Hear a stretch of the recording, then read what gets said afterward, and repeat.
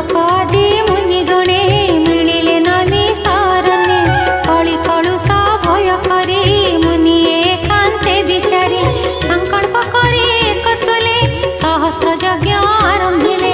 जानन्ति शुभ प्रद वंशा स्वर्गादि लोके कले इच्छा सकले मिली प्रातकाले कर्म संपादिले अनले सुत मुनिंकी पूजा करी बसिले सकाळे आवरी सकल मुनि शुद्ध मने पूछिले अमृत वचने